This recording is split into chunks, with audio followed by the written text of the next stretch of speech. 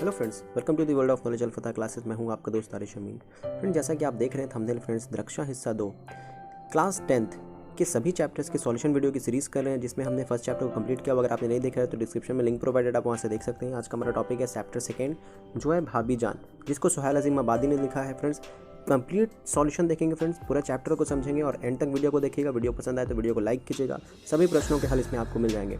इस वीडियो के अलावा दूसरा वीडियो देखने की आपको आवश्यकता नहीं पड़ेगी। तो चलिए फ्रेंड्स, बिना देरी करते हुए शुरू करते हैं आज का वीडियो।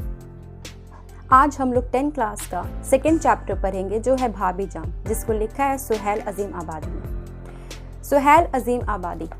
अब हम लोग सुहेल अजीम आबादी के बारे में सारे खास पॉइंट्स को देख लेते हैं जो एग्जाम में जिनसे क्वेश्चन पूछा जाता है।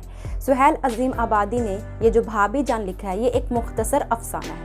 अफसाना कहते हैं एक काल्पनिक कहानी को। चूँकि ये मुख्तसर है, मुख्तसर का मतलब होता है छोटा, यानी एक छोटी सी काल्पनिक कहानी है जिसको एक बार में ही पढ़ा जा सकता है, इतना छोटा सा है। आप भी देख सकते हैं, बस 2-3 पेज में ही कवर किया हुआ है। तो ये एक मुख्तसर सा अफसाना है। अब हम लोग सुहेल अजीम आबादी के बारे में सारे खास पॉइंट को अंडरलाइन करेंगे एंड इसी से क्वेश्चंस आते हैं। तो सुहेल अजीम आबादी, इनका असल नाम क्या था? तो इनका असल नाम था सैयद मुजीबुर रहमान। ये 1 नंबर में हमेशा पूछा जाता है कि सुहेल अजीम आबादी का असल नाम क्या था। तो हमें याद रखना है कि सुहेल अजीम आबादी का असल नाम है सैयद मुजीबुर रहमान। और इन्होंने स्टार्टिंग में शायरी भी की, लेकिन शायरी किसे कहते हैं? शायरी और नज़्म, यानी कि इन्होंने स्टार्टिंग में शायरी और नज़्म लिखी स्टार्टिंग में, लेकिन बाद में ये कहानी यानी कि अफसाना लिखने लगे। शायरी नज़्म उसको कहते हैं जो शायर मतलब शेर के अंदाज में पढ़ा जाता है, लेकिन जो कहानी होती है वो नसरी अंदाज में होती है। नस्र और शेर का फ़र्क ये है कि नस्र कहते हैं जो लाइन बाय लाइन, जैसे इस तरीके से जो लाइन बाय लाइन कहानी लिखी जाती है, इसे हम कहते हैं नस्र। तो ये नसरी सिनफ है, नस्र। लेकिन जो नज़्म होता है वो शेर के अंदाज में पढ़ा जाता है। तो नज़्म जो शेर के अंदाज में पढ़ा जाता है, उसके लिखने वाले को कहते हैं शायर। जो शेर लिखते हैं उन्हें कहते हैं शायर। शायर को इंग्लिश में कहते हैं पोएट, और पोएट क्या करते हैं? तो पोइट्री लिखते हैं, पोइट्री लिखते हैं। अब पोइट्री के लिखने वाले को शायर कहते हैं, जबकि जो नस्र लिखते हैं यानी कि लाइन बाय लाइन इस तरीके से जो कहानी या फिर जितनी भी मुख्तसर अफसाना वगैरह है ये सब लिखते हैं, उनको कहते हैं मुसन्निफ। क्या कहते हैं? मुसन्निफ। तो मुसन्निफ जो नसरी सिनफ यानी कि कहानी लिखते हैं, और शायर उनको कहते हैं जो कि पोइट्री लिखते हैं, यानी पोयम या फिर नज़्म आप कह सकते हैं। तो अब जब हम बात करेंगे सुहेल अजीम आबादी की, तो इन्होंने स्टार्टिंग में शायरी लिखी, लेकिन बाद में फिर ये नसरी सिनफ यानी कि अफसाना वगैरह लिखने लग गए। जब ये शायरी लिखते थे तो उस वक्त ये सुहेल तखल्लुस रखते थे। तखल्लुस उस नाम को कहते हैं जो शायर अपना छोटा सा नाम किसी नज़्म में पेश करता है। तो जब ये शायरी लिखते थे तो उस वक्त सुहेल तखल्लुस रखते थे, और बाद में फिर इन्होंने अपना पूरा नाम यानी कि सुहेल अजीम आबादी, चूँकि ये मुसन्निफ बन गए, क्योंकि ये पूरा नसरी सिनफ लिखने लग गए, तो ये मुसन्निफ कहलाने लगे, फिर अपना पूरा नाम पेश करने लग गए। इन्हें सुहेल अजीम आबादी इसलिए कहा जाता है क्योंकि आपको पता है कि ये पटना से बिलोंग करते हैं और पटना का पहले नाम अजीमाबाद था, इसीलिए इनके नाम में टाइटल लगा हुआ है अजीम आबादी। तो हम लोग सुहेल अजीम आबादी, जो कि इनके नाम में टाइटल अजीम आबादी, जो कि पटना से लिया गया है, ठीक है। तो इनका सुहेल अजीम आबादी की पैदाइश जो है वो 1911 ईस्वी में पटना में हुई है, इसीलिए इनके नाम में अजीम आबादी लगा है। दूसरी बात कि जो इनके ख़ानदान थे वो ज़मींदार थे, ज़मींदार ख़ानदान से ये ताल्लुक़ रखते थे। और जब ये 1 साल के ही थे तो इनकी वालिदा यानी कि अम्मी जान इंतकाल कर जाती हैं, और 1 साल में जब इनकी वालिदा इंतकाल कर जाती हैं तो फिर इनकी परवरिश ननिहाल में ही होती है। वैसे इनका जो आबाई घर है, आबाई बोलते हैं पूर्वजों का घर, तो पूर्वजों का घर ख़ानदान जो इनका ताल्लुक़ रखता है वो पटना से ही रखता है। जो इनका आबाई वतन अगर पूछा जाए क्वेश्चन में तो आप बताएंगे कि शाहपुर भदौल जो पटना ज़िला में ही है, यहाँ इनका आबाई वतन है। आबाई वतन यानी कि पूर्वज लोग, यानी कि इनके ख़ानदान के लोग जो हैं वो कहाँ रहते हैं? तो शाहपुर भदौल में रहते हैं, जो पटना ज़िला में ही वाक़ है। अब इतने बात यानी कि इनका इतना इंट्रोडक्शन होने के बाद अब हम देखेंगे कि ये जाकर क्या होता है कि बाद में सुहेल अजीम आबादी जो है वो ऑल इंडिया रेडियो में मुलाजमत करते हैं। मुलाजमत मतलब नौकरी करना। तो ये ऑल इंडिया रेडियो में मुलाजमत करते हैं और फिर इसी सिलसिले में वो दिल्ली भी चले जाते हैं। दिल्ली चले जाते हैं और दिल्ली के बाद फिर कुछ दिन बाद क्या होता है कि वो रिज़ाइन कर देते हैं, यानी इस्तीफ़ा दे देते हैं। और इस्तीफ़ा देने के बाद वापस से वो पटना में ही आ जाते हैं। कहाँ जाते हैं? पटना में वापस से आ जाते हैं और फिर यहाँ सिहाफ़त में, सिहाफ़त कहते हैं पत्रकारिता को, यानी कि वो यहाँ पत्रकारिता में मसरूफ़ हो जाते हैं। और एक क्वेश्चन बहुत इंपॉर्टेंट जो पूछा जाता है वो पूछा जाता है कि सुहेल अजीम आबादी ने कौन सा रोज़नामा अखबार निकाला। तो आप बताएंगे इजरा क्या, यानी कौन सा अखबार निकाला। तो इन्होंने जब ये पत्रकारिता कर रहे थे तो उस वक्त इन्होंने एक रिसाला निकाला जिसको आप रोज़नामा अखबार कहेंगे। रोज़नामा अखबार उसको कहते हैं कि जो रोज़ डेली शाये होता है, यानी कि रोज़ डेली छपता है। तो रोज़नामा अखबार जिसका नाम है साथी, तो साथी अखबार सुहेल अजीम आबादी ने ही निकाला। अब इनके बारे में जो ख़ास पॉइंट है वो ये है कि इनके अफसानवी मजमूए कौन कौन है। तो इनका जो ख़ास अफसानवी मजमूए हैं वो आप देख लें यहाँ पर कौन कौन है। तो एक है चार चेहरे, दूसरा है इलाओ, तीसरा है आदमी के रूप। ये 3 अफसानवी मजमूए आपको याद रखने क्योंकि इससे क्वेश्चन आ जाता है। और नेक्स्ट अगर बात करें कि इनका एक नावल है, तो नावल जिसको आप उपन्यास हिंदी में कहते हैं, तो जो नावल है उसका नाम है बेजर के पौधे। तो आपको इतने पॉइंट याद रखने हैं। एक तो अफसानवी मजमूए चार चेहरे, अलाव, आदमी के रूप हो गए, और दूसरा अगर इनकी नावल की बात करें तो वो बेजर के पौधे हैं। ठीक है, इससे क्वेश्चंस आते हैं। उसके बाद जब बात करें कि इनका इंतकाल कब होता है तो 1980 में सुहेल अजीम आबादी का इंतकाल हो जाता है। तो बस आपको इतने ही पॉइंट्स अपने माइंड में रखने हैं। अब हम लोग आते हैं चैप्टर की तरफ। सुहेल अजीम आबादी ने भाभी जान मुख्तसर अफसाना लिखा। भाभी जान में जो मुख्य किरदार में भूमिका निभा रहे हैं वो सबसे पहले रुकैया भाभी आती हैं। कौन? रुकैया भाभी। रुकैया भाभी जिनके देवर का नाम रहता है अख्तर। इनके देवर का नाम है अख्तर।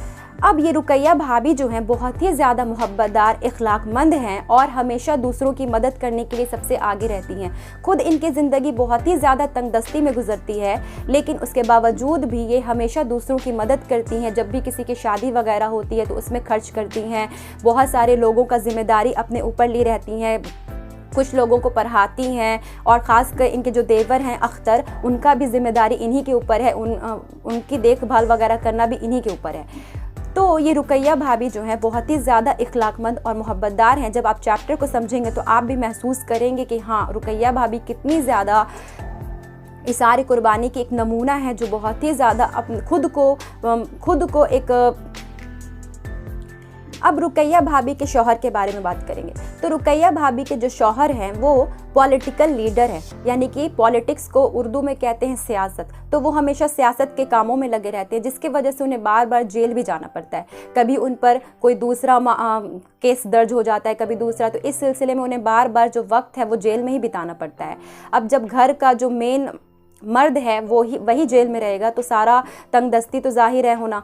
तो रुकैया भाभी की ज़िंदगी बहुत ही ज़्यादा तंगदस्ती में इसलिए भी गुजरती है क्योंकि इनके शौहर ज़्यादातर जेल में ही रहते हैं। इसके बावजूद भी रुकैया भाभी कभी भी इस चीज़ की तंगदस्ती की शिकायत नहीं करती हैं और हमेशा खुशी खुशी अपनी ज़िंदगी गुजारती हैं। रुकैया भाभी की अगर इनकम की बात करें, जो मंथली इनकम है, तो वो बस ये है कि वो एक कॉलेज में लेक्चरर हैं जहाँ से उन्हें 400 रुपया मिलता है। 400 रुपया मिलता है और साथ साथ वो एक बच्चे को ट्यूशन पढ़ाती हैं जहाँ से उन्हें 50 रुपीज़ मिलता है। तो टोटल 450 यही उनका मंथली इनकम है और इसी मंथली इनकम से वो अपना घर भी चलाती हैं और साथ साथ में हर गरीबों की, हर जिसकी शादी होती है, जिस बच्ची की, उसमें मदद करती हैं। हमेशा हर गरीबों की मदद के लिए आगे रहती हैं। साथ साथ रुकैया भाभी ने अपनी जिम्मेदारी पर एक छोटी सी बच्ची रहती है जिसका नाम है शम्मी। तो शम्मी की भी पढ़ाई लिखाई का खर्च इन्होंने अपने ज़िम्मे पर ही ले लिया क्योंकि शम्मी एक बहुत ही गरीब घर से ताल्लुक़ रखती है। तो उसका ज़िम्मेदारी भी इन्होंने अपने ऊपर ही ले लिया है और ये शम्मी को पढ़ाती लिखाती हैं। अब इस चैप्टर में जैसे जैसे हम आगे बढ़ेंगे तो फिर देखते क्या हैं कि रुकैया भाभी एक दिन शम्मी को देखती हैं कि वो बहुत ज़्यादा रोती रहती है। तो शम्मी को बुलाकर वो अपने रूम में पूछती हैं कि क्यों रो रही हो। तो शम्मी बताती है कि उसके भाईजान जो हैं वो एमए में एडमिशन लेना चाहते हैं, लेकिन उसके घर की हालत चूँकि इतनी ज़्यादा गरीबी होती है कि उनके भाई के पास पैसे नहीं होते हैं कि वो एमए में एडमिशन ले सके, इसलिए वो रो रही थी कि किस तरीके से एडमिशन होगा और लास्ट डेट भी आने वाला होता है। तो भाभी जान यानी रुकैया भाभी जो होती हैं वो इतनी ज़्यादा मोहब्बतदार और इखलाकमंद होती हैं कि वो जाती हैं अपने रूम में से निकालती हैं अपना कंगन, जो सोने की 2 कंगन होती है इनके पास, उसको निकालती हैं और शम्मी के पास दे देती हैं। कहती हैं कि इसको बेचकर आप जो पैसे आए भाईजान को दे देना और उनका एडमिशन करा देना, और अब चुप हो जाओ, रो मत। तरह से हमने देखा कि रुकैया भाभी किस तरीके से कुर्बानी देती हैं, इतनी तंगदस्ती में ज़िंदगी गुजारती हैं, उसके बावजूद भी कभी शिकायत नहीं करती हैं। इस तरीके से वो एक महरो वफ़ा और इसार कुर्बानी की एक खूबसूरत सी मिसाल हैं, जो इस कहानी में सुहेल अज़ीम आबादी ने बहुत ही खूबसूरत अंदाज में पेश किया है। उम्मीद है आप लोगों को ये कहानी समझ में आ गई होगी। अब हम लोग चलते हैं इसके क्वेश्चन आंसर की ओर। फर्स्ट क्वेश्चन है कि सुहेल अज़ीम आबादी कहाँ पैदा हुए? तो इसका जवाब है पटना। पटना में पैदा हुए। सुहेल अज़ीम आबादी के बचपन का क्या नाम था? तो जो मैंने इनका असल नाम बताया यानी सैयद मुजीबुर रहमान, तो यही सैयद मुजीबुर रहमान इनके बचपन का भी नाम था, सैयद मुजीबुर रहमान। थर्ड क्वेश्चन, सुहेल अज़ीम आबादी के अफसानों के पहले मजमूए का नाम क्या था और किस साल शाये हुआ था? तो जो पहला इनका अफसानवी मजमुआ था वो था 4 चेहरे। क्या था? 4 चेहरे।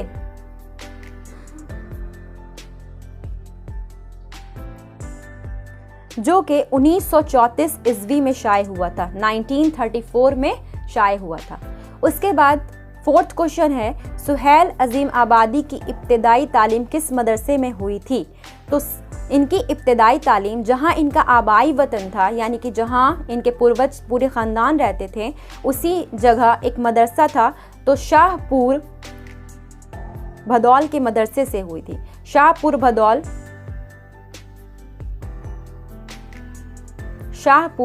भदौल के मदरसे से इनकी तालीम हुई थी। अब हम लोग इसका शॉर्ट आंसर देख लेते हैं। रुकैया भाभी के जिस देवर का किरदार कहानी में पेश किया गया है, तो इसका नाम क्या था? तो मैंने आपको बताया अख्तर। इसका नाम था, उनका नाम क्या था? अख्तर था। सेकंड क्वेश्चन है, रुकैया भाभी के शौहर को बार बार क्यों जेल जाना पड़ता था? तो रुकैया भाभी के शौहर को बार बार इसलिए जेल जाना पड़ता था क्योंकि उन्हें सियासत से काफ़ी दिलचस्पी थी। उस वक्त तहरीक की आज़ादी ज़ोरों पर चल रही थी। रुकैया भाभी के शौहर पर कई सियासत मुकदमे चल रहे थे, इसकी वजह से उन्हें ज़्यादातर जेल में ही रहना पड़ता था। अब हम लोग करेंगे थर्ड क्वेश्चन। थर्ड क्वेश्चन देखिए क्या है, रुकैया भाभी किस लड़की की तालीम का खर्च खुद बर्दाश्त करती थी और क्यों? तो इसका जवाब है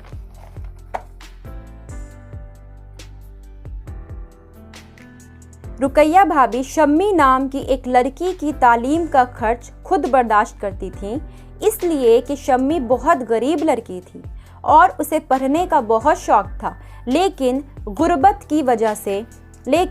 की वजह से वालिदैन इसकी तालीम का खर्च बर्दाश्त नहीं कर पाते थे, इसलिए रुकैया भाभी इसके तालीम का खर्च अपने ज़िम्मे ले ली थी। ठीक है, अब हम लोग क्वेश्चन नंबर 4 देखेंगे। रुकैया भाभी को सोने की चूड़ियों को क्यों फरोख्त करना पड़ा? रुकैया भाभी को सोने की चूड़ियों को इसलिए फरोख्त करना पड़ा क्योंकि एक गरीब लड़की शम्मी नाम की इनके कॉलेज में पढ़ती थी और इस लड़की का पूरा तालीमी खर्च रुकैया भाभी उठाती थी। एक दिन शम्मी रुकैया भाभी के पास आकर रोने लगी और बहुत पूछने पर शम्मी ने बताया कि भाईजान का एमए का फॉर्म भरना है और कल आखिरी तारीख है, इसलिए रुकैया भाभी ने शम्मी के भाई का तालीम जारी रखने के लिए सोने की चूड़ियों को फरोख्त करके शम्मी को दे दिया। अब हम लोग नेक्स्ट क्वेश्चन पढ़ेंगे जो है 5। रुकैया भाभी को जब फुर्सत मिलती थी तो वो अपना शौक पूरा करने के लिए कौन सा काम किया करती थी? तो रुकैया भाभी को जब भी फुर्सत मिलती थी तो वो ख़त लिखने बैठ जाया करती थी। उनका शौक़ था, वो ख़त लिखने बैठ जाया करती थी। अब हम लोग तवील सवालात में से जो सबसे इम्पॉर्टेंट सवालात है क्वेश्चन नंबर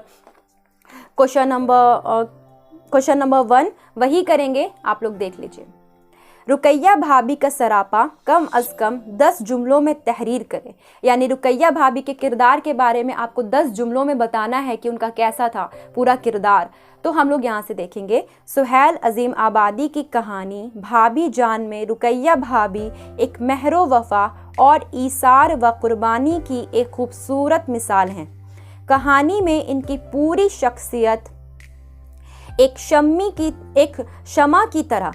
शमा की तरह सामने आती है, जो खुद जलती और पिघलती रहती हैं।